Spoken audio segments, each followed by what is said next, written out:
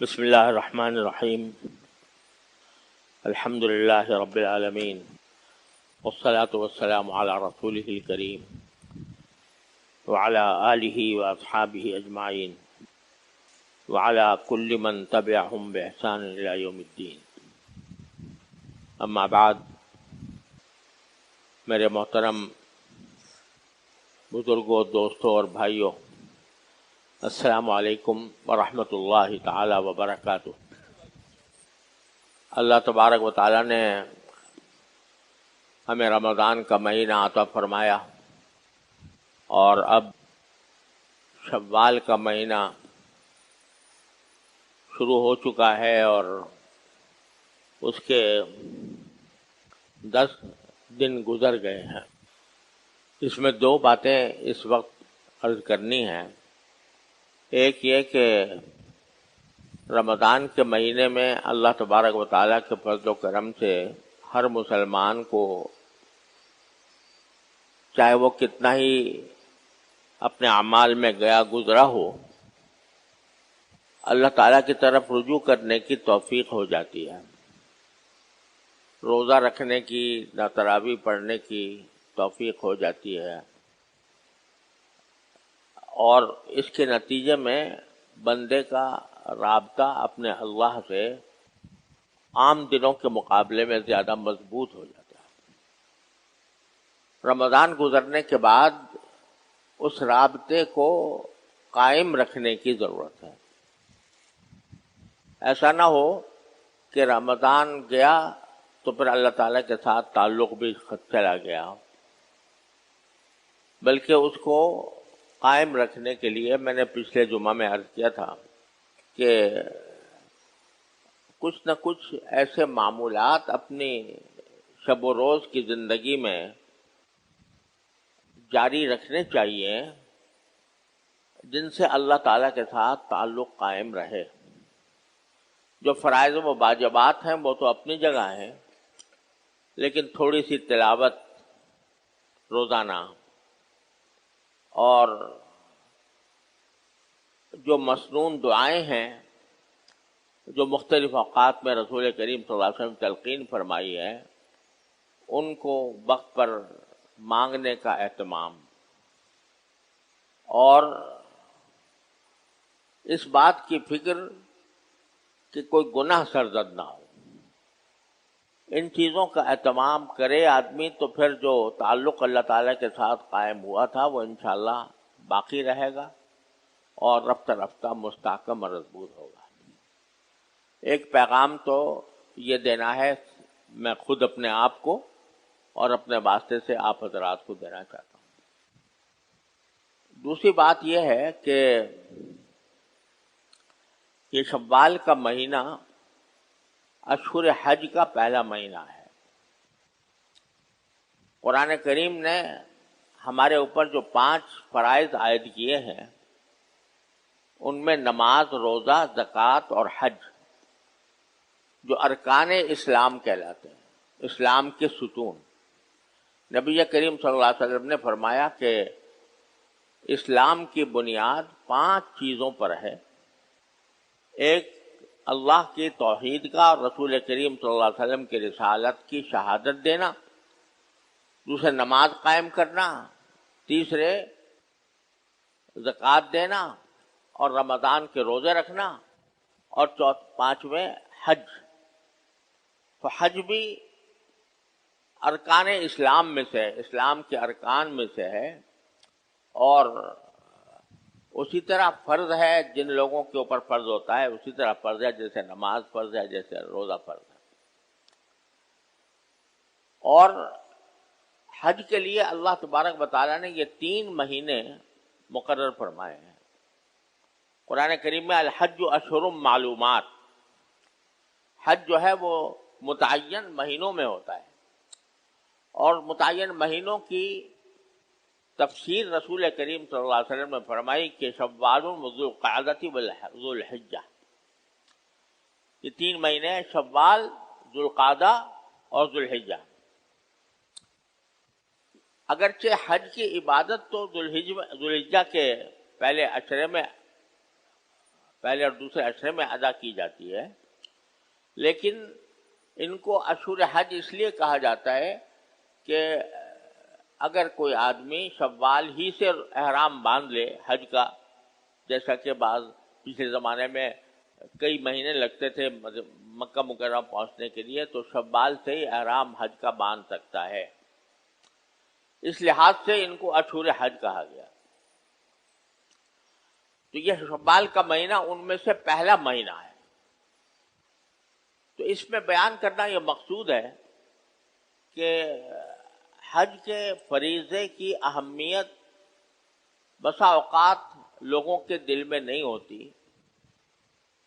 خواہش تو ہر مسلمان کی ہوتی ہے کہ وہ حج کرے، لیکن اس کو یہ پتہ نہیں ہوتا کہ مجھ پر حج کب فرض ہوا،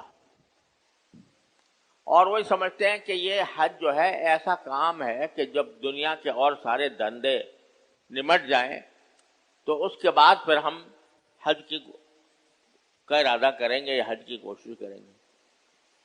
لوگ سمجھتے ہیں کہ بھائی ابھی تو ہمارے بچے پڑھ رہے ہیں، ہمارے بچوں کی شادیاں ہونی ہیں، ان کا شادیوں کا فریضہ ہمارے سروں پر ہے، تو پہلے ان سے ہم فارغ ہو جائیں تو پھر حج کو جائیں گے۔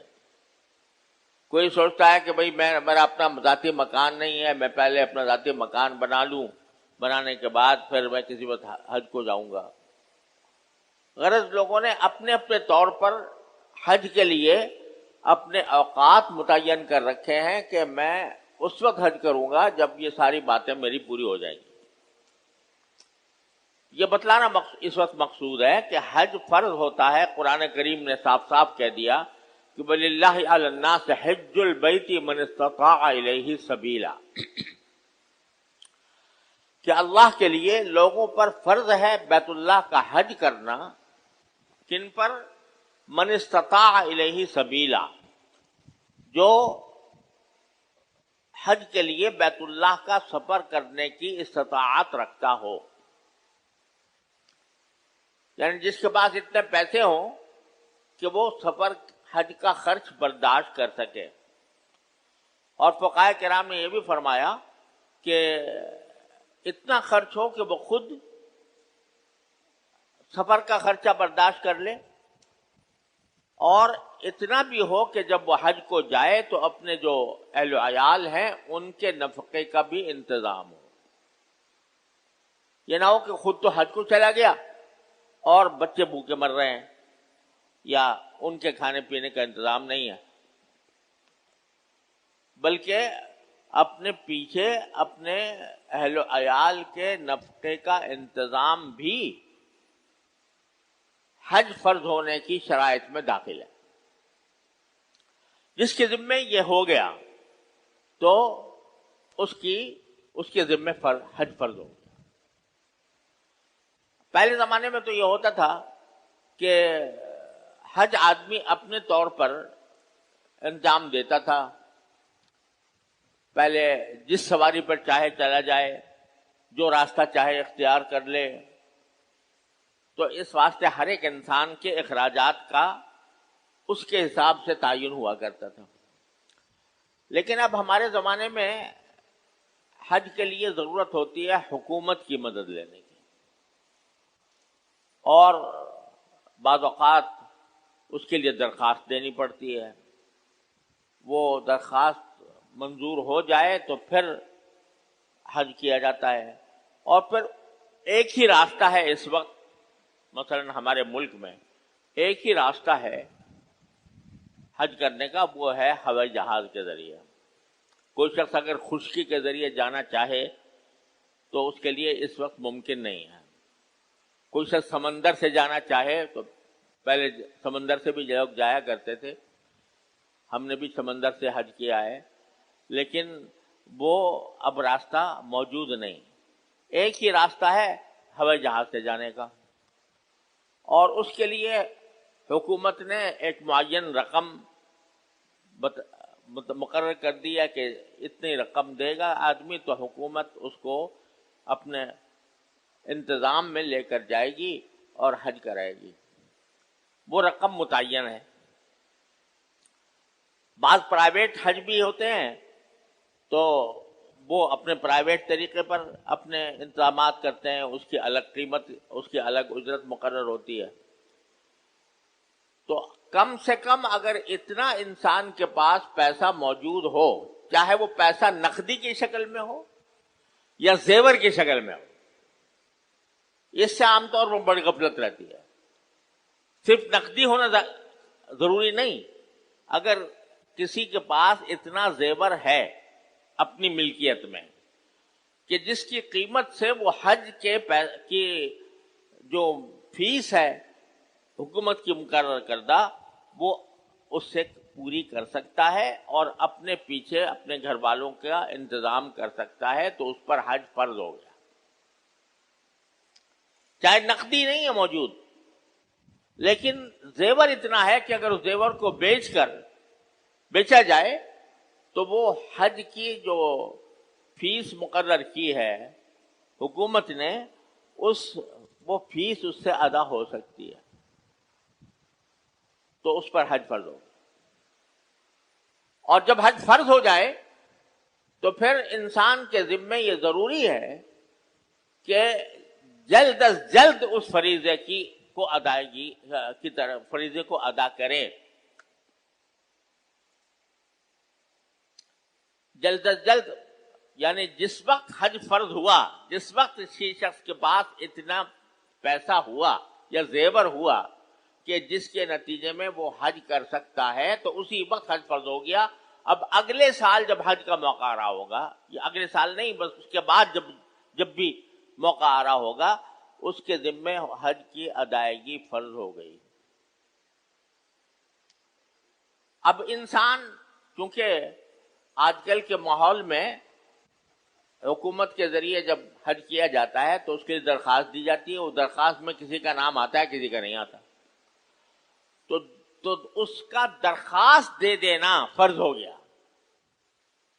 اپنی طرف سے اس نے کوشش کر لی، درخواست دے دی کہ بھئی میں حج کو جانا چاہتا ہوں، اور اس حج کی درخواست حکومت کے سامنے پیش کر دی. اگر منظور نہ ہو، فرض کرو قرعہ اندازی میں اس کا نام نہ آئے، تو کم از کم اس کا جو اپنا فریضہ تھا وہ اس نے ادا کر دیا. اب اس کو چاہیے کہ اگر اگلے سال تک زندہ ہے تو اس کو اگلے سال دوبارہ کوشش کریں، اور اگر کسی انسان کا کوئی بھروسہ نہیں ہوتا کہ بھئی اگلے سال تک میں زندہ رہوں گا نہیں رہوں گا، لہذا اس کو چاہیے کہ وہ وصیت لکھ کے جائے کہ میرے ذمہ حج فرض ہے، میں نے درخواست دی تھی لیکن درخواست منظور نہیں ہوئی، لہذا میں حج کو نہیں جا سکا، لیکن میرے ذمہ حج فرض ہے، لہذا اگر میں اگلے سال حج کرنے سے پہلے میرا انتقال ہو جائے تو میں اپنے ورثاء کو وصیت کرتا ہوں کہ میرے ترکے سے میرا حج بدل کرایا جائے. یہ وصیت لکھنا ضروری ہے، وصیت لکھ کے جائے، کیونکہ کسی پر کبھی انسان کا بھروسہ نہیں ہے، اور جب بھروسہ نہیں ہے تو ہو سکتا ہے کہ اگلے سال آنے سے پہلے ہی اس کا انتقال ہو جائے اور اس کے سر پر حج کا فریضہ باقی ہے. لہذا وصیت لکھ کے جانا بھی ضروری ہے. ایسی صورت میں یعنی اپنی کوشش بندہ کر لے، اور اس کوشش میں اگر کامیاب نہ ہوا تو انشاءاللہ اللہ تعالیٰ کا معافی ہے، لیکن یہ ضروری ہے کہ لکھ کے جائے کہ بھئی میری طریقے سے اس کا انتظام کیا جائے. ایک بات تو یہ سمجھ لیجیے. دوسری بات یہ ہے کہ اگر زندگی میں کسی ایک موقع پر انسان کے پاس استطاعت تھی کہ وہ حج کر سکتا، لیکن پھر نہیں کیا، اس نے نہیں کیا، تو اس کے بعد پھر اتفاق سے اس کے معاشی حالات ایسے ہو گئے کہ اب اس کے پاس اتنے پیسے نہیں ہیں کہ وہ حج کر سکے. ایک وقت میں اس کے پاس پیسے تھے جن سے وہ حج کر سکتا تھا، لیکن کسی وجہ سے یا غفلت سے یا کسی وجہ سے اس نے نہیں کیا، بعد میں وہ پیسے ختم ہو گئے اور اب اس کے بعد اتنے پیسے ہیں نہیں کہ وہ حج کر سکے، تو اس کا بھی یہ فریضہ ہے کہ وہ وصیت لکھے، وصیت بتائے اپنے ورثاء کو کہ بھئی میرے ذمہ حج فرض تھا، میں نہیں کر سکا، لہذا اگر میرا انتقال ہو جائے حج کرنے سے پہلے تو میرے ترکے سے میرا حج بدل کرایا جائے۔ یہ احکام ہر انسان کے ذمہ۔ اب ہوتا کیا ہے کہ یہ احکام چاہے معلوم ہوں یا نہ ہوں، لیکن غفلت کی وجہ سے آدمی سوچتا رہتا ہے کہ بھئی ابھی تو میں جوان ہوں، ابھی تو میری شادی ہونی ہے، ابھی میرے بچے ہونے ہیں، ابھی میرے بچوں کی شادیاں ہونی ہیں، ابھی مجھے بہت سارے دنیا کے کام کرنے ہیں، تو ابھی جب ان سب چیزوں میں فارغ ہو جاؤں گا تو اس کے بعد حج کو جاؤں گا۔ یہ انتہائی درجے کی سخت غلط فہمی ہے، بلکہ گمراہی ہے، کیونکہ رسول کریم صلی اللہ علیہ وسلم نے ایک حدیث میں ارشاد فرمایا کہ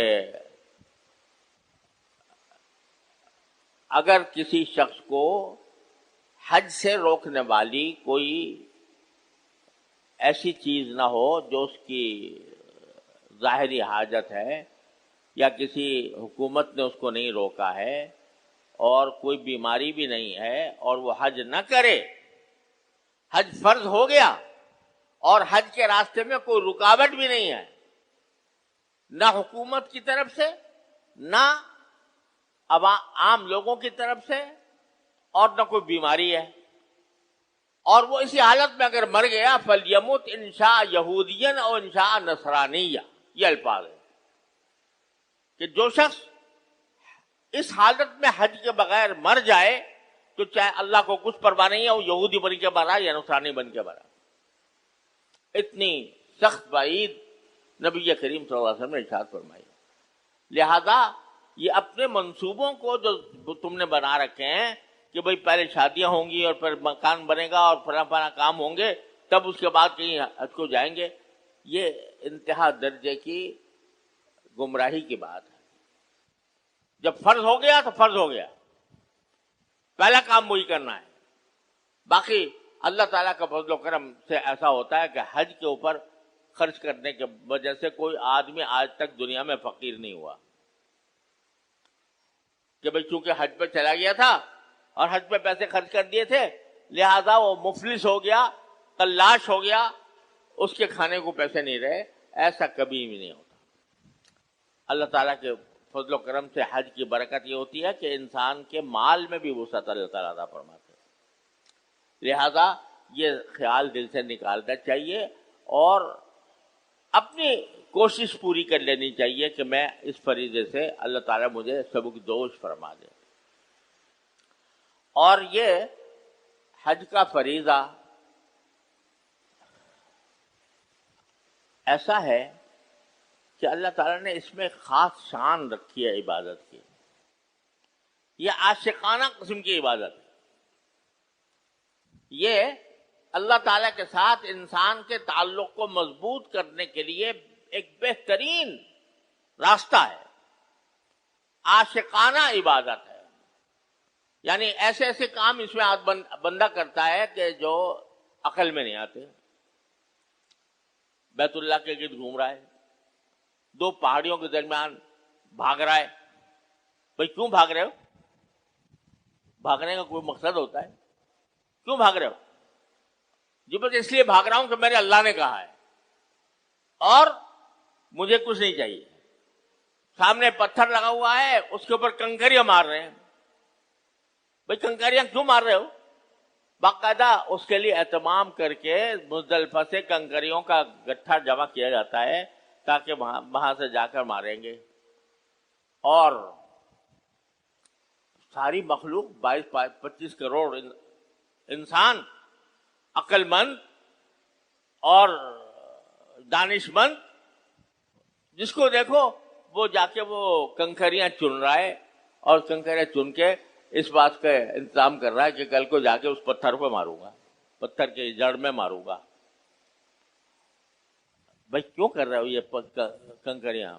تو کوئی جواب اس کا نہیں، عقل کے لحاظ سے کوئی جواب نہیں. لیکن اللہ تبارک و تعالی نے چونکہ حکم دیا تھا اس لیے کر رہا ہوں، اور اس کے لیے سارا اہتمام کر رہا ہوں. ہر کام میں، حج کے ہر کام میں ایک عاشقانہ شان پائی جاتی ہے. اس لیے اللہ تعالیٰ کو یہ حج کی عبادت بڑی پسند ہے. اور حدیث میں آتا ہے کہ من حج فلم یرفث ولم یفسق رجع کیوم ولدتہ امہ، او کما قال صلی اللہ علیہ وسلم.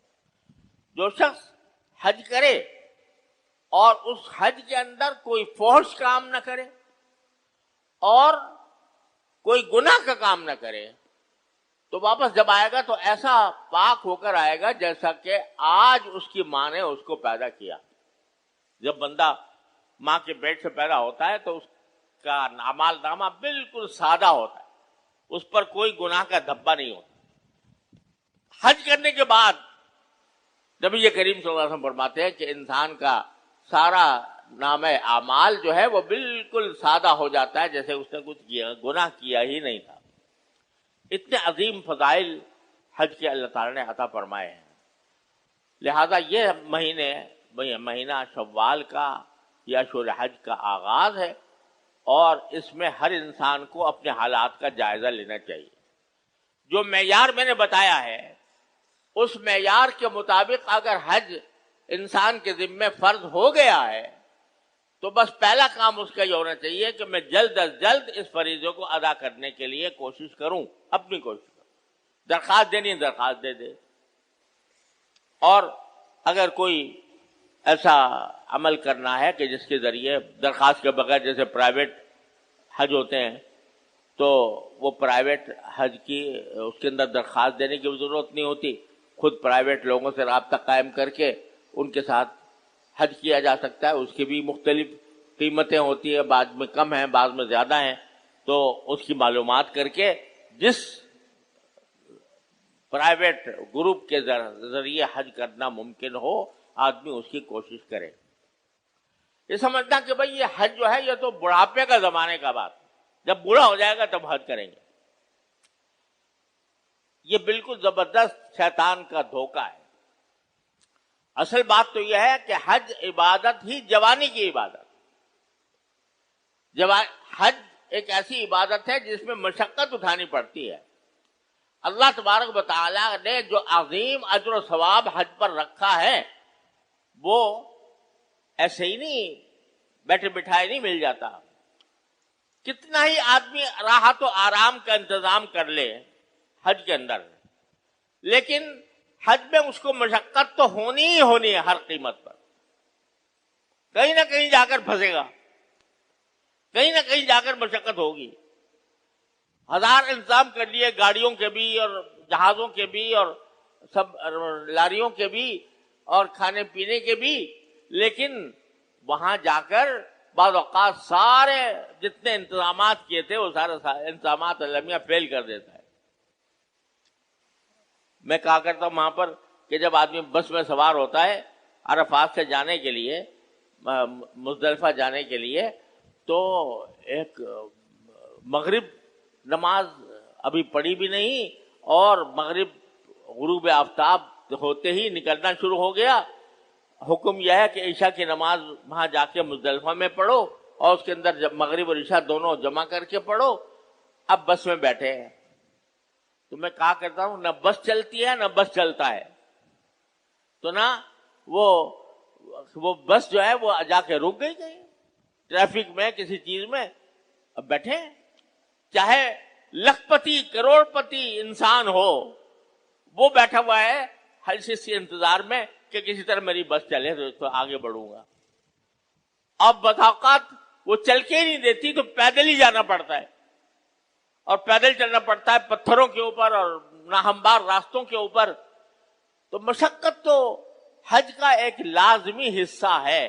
کتنا ہی بڑا سرمایہ دار ہو وہ اب مشقت سے نہیں بچ سکتا، اور مشقت بڑھاپے میں کرے گا. بڑھاپے میں مشکل، جوانی میں ہو تو آدمی بڑی سے بڑی مشقت جھیل جاتا ہے، اور بڑھاپا آ جائے تو بڑا مشکل، اس کو ادا کرنا مشکل۔ لہذا یہ سمجھنا کہ بھئی جب ہم بڑھاپا آ جائے گا تب حج کو جائیں گے، یہ بڑی زبردست شیطان کا دھوکہ ہے۔ جب بھی فرض ہو جائے، چاہے وہ 15 سال کی عمر میں ہو جائے، 16 سال کی عمر میں ہو جائے فرض، پہلی کوشش یہ ہونی چاہیے کہ بس اب کے فوراً میں اپنا یہ فریضہ ادا کر دوں۔ اللہ تبارک و تعالیٰ اپنے فضل و کرم سے ہم سب کو اس کی توفیق عطا فرمائے۔ وآخر دعوانا الحمدللہ۔